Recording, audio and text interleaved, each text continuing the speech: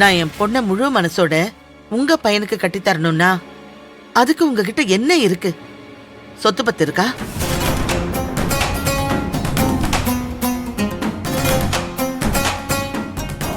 இல்ல ஊர்ல செல்வாக்கு இருக்கா? இல்ல சொந்தமா வீடாச்சும் இருக்கா?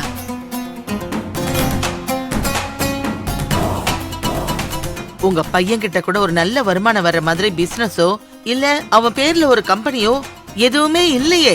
அதான் அவனுக்கு சீக்கிரமா போஸ்டிங் கொடுக்க போறாங்களே. போஸ்டிங் என்னங்க பொல்லாத போஸ்டிங்? போஸ்டிங் இருந்தா என்ன மாறிட போகுது? ஆமா, என்ன சம்பாதிச்சிட போறான்?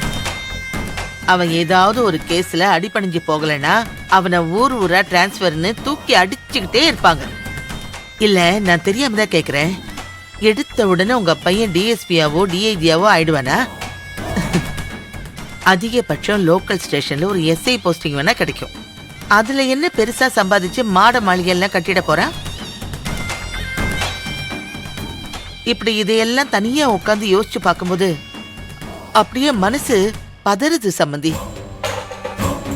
உங்க பொண்ணுங்க மட்டும் நல்லா வசதியா வாழணும், ஏன் பொண்ணு மட்டும் கஷ்டப்படணுமா? நீங்களே சொல்லுங்களேன். அதனால நீங்க இந்த பேச்சை இதோட மறந்துட்டு உங்க பையனுக்கு வேற ஒரு இடத்துல வரனை பார்த்து கட்டி வைங்க. ஷாலினியை என்னால அன்புக்கு கட்டி தர முடியாது.